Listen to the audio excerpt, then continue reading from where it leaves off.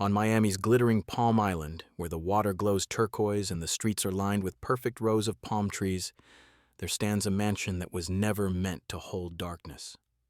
In the 1920s, this house was advertised as a dream in stucco and tile, a Mediterranean-style escape for the wealthy northerners who flocked to Florida in search of warmth, leisure, and reinvention. It faced the bay like a promise. Sunlight in the morning, parties at dusk, and the freedom of a city rising fast and loud. But on one quiet afternoon in 1928, that promise changed forever. Because the man who stepped past the iron gates that day wasn't a vacationer, a banker, or a socialite. It was Alphonse Capone, the most feared mob boss in America. And with him came a storm of rumors, threats, secret deals, and national outrage. Miami Beach prided itself on glamour. Capone brought infamy. Yet the mansion looked serene, red-tiled roof, arched doorways, wide verandas designed to catch the ocean breeze. From afar, it seemed like paradise. But those who lived on Palm Island would later claim that even from across the water, the house began to feel different. As if the air around it thickened. As if the place itself knew the weight of the man who now called it home. Capone didn't choose Palm Island by accident. He came seeking refuge. From Chicago winters, from gang wars, from federal eyes that were closing in. Miami offered warmth, privacy, and a chance to disappear behind palm trees and seawalls, but it also offered something more dangerous, the illusion that the world couldn't reach him here. Neighbors protested. Newspapers exploded with outrage. Police officials scrambled to block the purchase. But Capone was used to defying doors that were meant to stay shut. And by the time the ink dried, the mansion had become his sanctuary and the city's shame. What no one knew then was that this house, built for sunshine, would soon become the silent witness to Capone's unraveling. A place where the greatest gangster in American history would try to outrun his past and slowly lose. By the late 1920s, Al Capone was no longer just a gangster. He was a myth, a monster, and a monarch all at once. Chicago's streets burned with gunfire, political outrage, and whispered fears of a man who seemed untouchable. The St. Valentine's Day Massacre had shocked the nation. Headlines screamed his name daily. Every rival wanted him dead, and every federal agent wanted him caged. Capone needed somewhere the world couldn't follow. Florida, at first glance, seemed almost too soft for a man like him. A paradise of bathing suits, citrus groves, jazz clubs, and pastel hotels. But for Capone, Miami had something Chicago never could: anonymity hidden inside luxury. Here, he wasn't surrounded by machine gun lines. Here, he could disappear into sunlight. Palm Island, especially, was the perfect illusion. A man-made island, accessible only by guarded causeway, it was designed for the elite, the kind of place where the wealthy went to escape scandal rather than create it. Capone saw that isolation as protection. The water itself was a moat, the palm trees a curtain, but there was something deeper, more personal, behind the choice. Capone was sick. Syphilis had begun its slow, cruel work on his body, though few knew it then. Migraines, exhaustion, bursts of paranoia. He needed a place where he could retreat, where he could breathe, where he could pretend, even briefly, that he was just a man and not the headline that America feared. The Florida sunshine soothed him. Doctors had quietly suggested warmth would ease his symptoms. And Capone, who built his empire through brute force, found himself doing something unfamiliar, looking for comfort. When he toured the Palm Island Mansion, he didn't see its vulnerability. He saw its promise. A wide lawn leading down to the bay, a private dock, thick concrete walls, rooms large enough for his entourage but quiet enough for his thoughts. And most importantly, distance. Distance from Chicago, from enemies, from blood. Miami Beach officials desperately tried to block the purchase. They warned of the chaos Capone would bring, but the mob boss simply wired the money and closed the deal. To him, this house wasn't just a retreat. It was an escape hatch, a fortress in the sun, a final attempt to outrun the life that made him powerful and doomed him.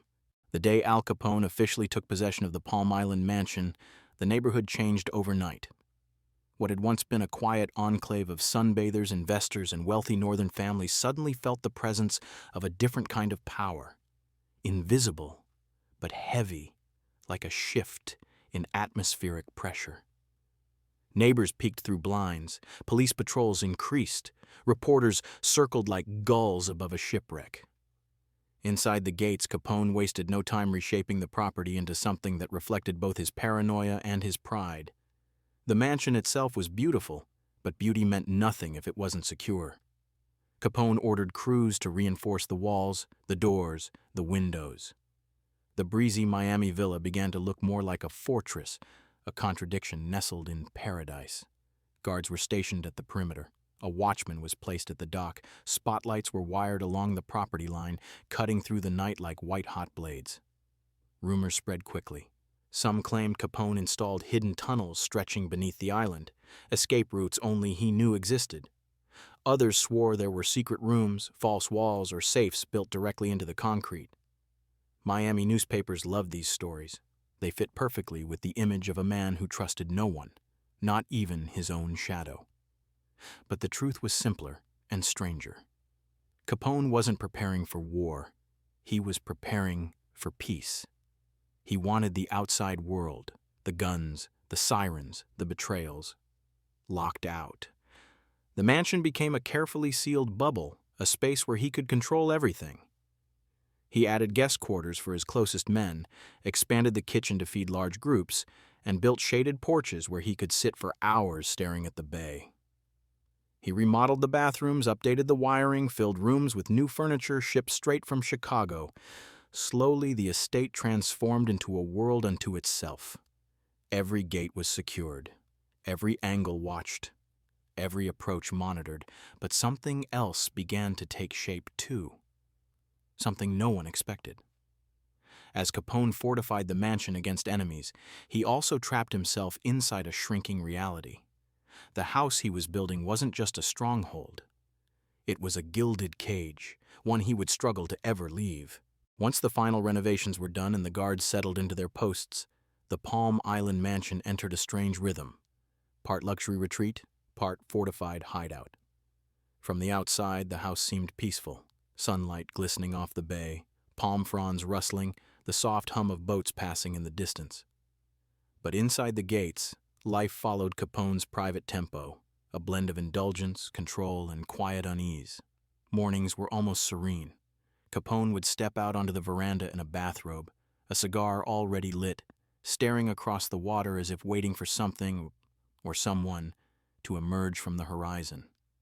The warm air eased his joints.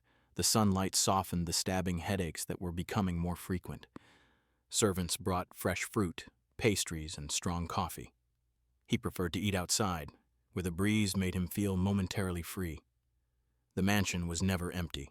Friends, associates, and loyal bodyguards drifted through the halls like actors in a silent film. Laughter echoed from the poolside. Poker games stretched long into the afternoon. Capone's closest men practiced shooting bottles behind the guest house, though they did it discreetly, muffled by the thick sea air. Inside, music filled the rooms. Jazz records spun constantly. Capone loved the sound of big band horns. It reminded him of Chicago's clubs, of nights where he ruled the city from velvet booths and smoke-filled back rooms. In Miami, the music felt like a bridge to a past he could feel slipping away. But there were quieter moments, too. Long naps in the heat of the day. Sudden bursts of paranoia when boats came too close to the dock. Painful episodes where his illness left him disoriented, pacing the halls in frustration. His men pretended not to notice. That was loyalty, or fear. By evening, the estate transformed.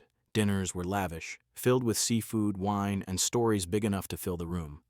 Capone often appeared warm, funny, even charming, a version of himself the public never saw. Yet as the night deepened and the music softened, something shifted. He would retreat alone to a small room overlooking the water, sitting quietly in the dark. For a man who once commanded cities, Palm Island offered what Chicago never could: Stillness. But beneath that stillness lived a truth he refused to face. Nothing stays hidden forever. As the months wore on, the Palm Island Mansion, once Capone's escape from the world, began to feel like a pressure chamber. Outside its walls, forces were tightening around him. Inside, a different battle was unfolding, one he could neither bribe nor threaten into silence. The federal government hadn't forgotten him. Even in Miami's sunlight, the shadow of Chicago clung to him like a stain that refused to wash away. Agents monitored the causeway. Undercover officers drifted through nearby streets. Boats lingered suspiciously close to his dock, pretending to fish while jotting down notes. Every time Capone looked out across Biscayne Bay, he found himself wondering who was watching and how much they knew. The newspapers were relentless. Miami residents staged protests, insisting Capone would ruin the city's reputation. Civic leaders demanded action. The mayor publicly condemned him. Capone wanted peace, but the world wanted him gone, or behind bars. Inside the mansion, the strain was quieter, more painful. His health was deteriorating. The syphilis he'd ignored for years was now advancing. Migraines sharpened into something worse. He would sometimes forget conversations, lose track of time, snap at his men for imagined slights. Servants learned to tread gently around him, whispering to one another that the boss was changing. And yet the mansion was never more active. Capone's crew continued to hold meetings, draw up plans, and argue over territory back in Chicago. But their leader's grip was slipping. Some days he seemed like the Capone of old, loud, commanding, unstoppable. Other days he retreated into long silences, staring at the water with a faraway look as if seeing the world from a distance. Guests who visited Palm Island noticed the duality. The house pulsed with luxury and power. Fine cigars, exotic food, constant music, but beneath it all was a tension no one dared speak openly. The guards watched the horizon nervously. Associates exchanged looks when Capone forgot a name or repeated a story twice. The mansion felt fragile, like a palace built on sand. Capone had once believed Palm Island would save him. Instead, it revealed something he'd spent his life outrunning.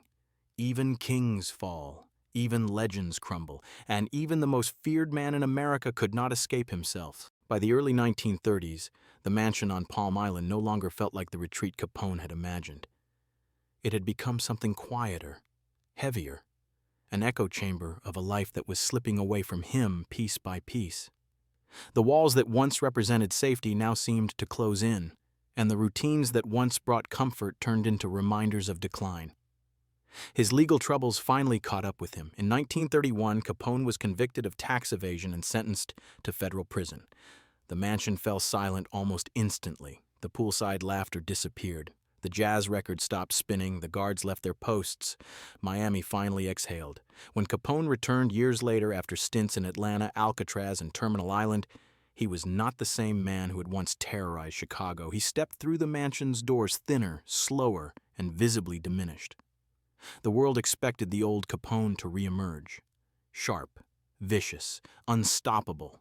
Instead, they encountered someone heartbreakingly altered. Syphilis had ravaged him.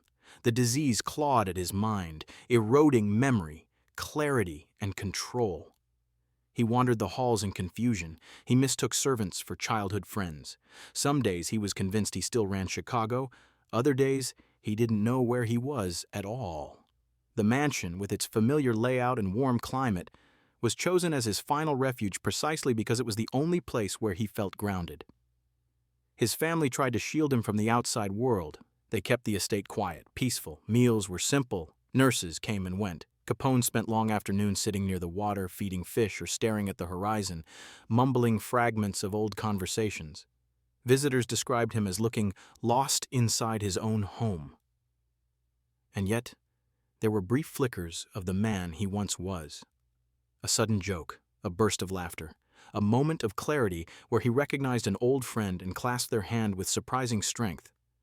But these moments faded quickly, swallowed by the fog of his illness. The mansion that had once been his fortress now served as his final boundary, one he could never cross again. Here, In the quiet, sunlit rooms of Palm Island, the story of Al Capone did not end with gunfire or police raids. It ended with a whisper, a legend undone by time, locked within the very walls he thought would protect him.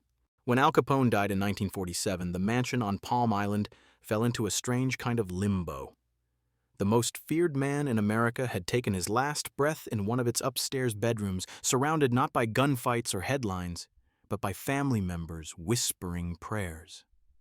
For a moment, the house was still, and then almost immediately the world returned its attention to the property that had once terrified Miami. Neighbors who had spent decades resenting Capone's presence did not celebrate his death, but they did feel something unspoken lift from the island. For the first time since 1928, the streets felt ordinary. Children played outside again. Tourists wandered across the causeway without glancing nervously toward the notorious estate. It was as though Palm Island collectively exhaled after holding its breath for 20 years. But the mansion itself carried the mark of its former owner. The press descended on it like vultures, photographing every corner, every window, every shadow. Rumors resurfaced. Hidden rooms, buried safes, tunnels that ran under the bay. People swore the air around the property felt heavier, as if the house remembered everything Capone tried to forget. Capone's family struggled to maintain the estate. Medical bills, legal battles, and dwindling finances made upkeep nearly impossible. The once grand property fell into gradual disrepair. Cracked plaster, warped wood, vines creeping along the terracotta roof. The pool turned green. Paint peeled from the veranda. The estate that once hosted lavish dinners and guarded secrets now sat silent, its grandeur fading like an old photograph. Over the years, new owners came and went, investors, preservationists, curious speculators. Each attempted to restore or reinvent the property, but none could fully separate it from the shadow of Capone. Tourists slowed their boats to stare. Tour guides pointed to the gates and whispered stories about ghosts and gunmen. Miami, ever hungry for spectacle, folded the mansion neatly into its mythology. It became more than a house.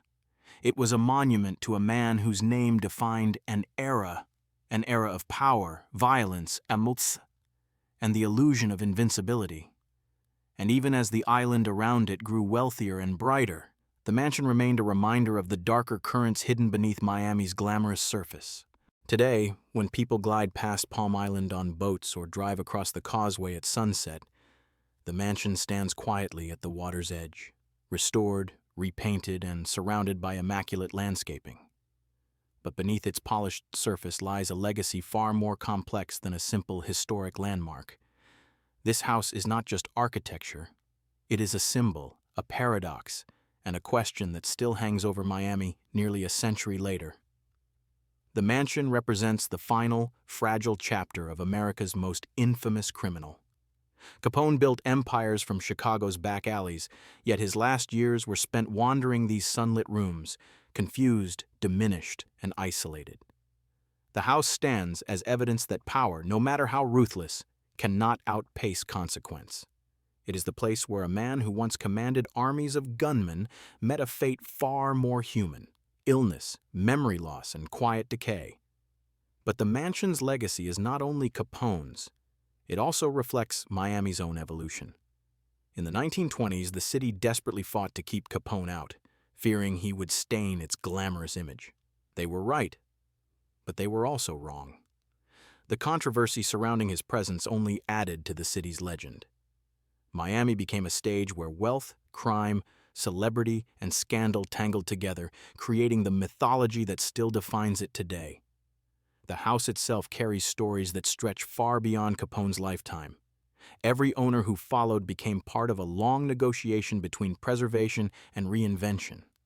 Some wanted to erase its past entirely. Others leaned into the infamy, turning it into a tourist attraction or a piece of dark history real estate. Restoration crews were surprised to find hidden compartments and strange architectural choices that hinted at Capone's paranoia. Nothing sinister, just enough to spark imaginations. Even now, visitors say the property feels different from the other million-dollar mansions around it. Quieter, heavier, as if the walls remember. as if the water still holds echoes of the life lived there. The Palm Island Mansion remains one of the most fascinating homes in American criminal history, a place where sunshine met shadow, where legend met mortality, and where one of the most untouchable men in the world finally came undone. In the end, the house stands as Capone himself once did, beautiful, intimidating, and forever marked by the darkness it tried to escape.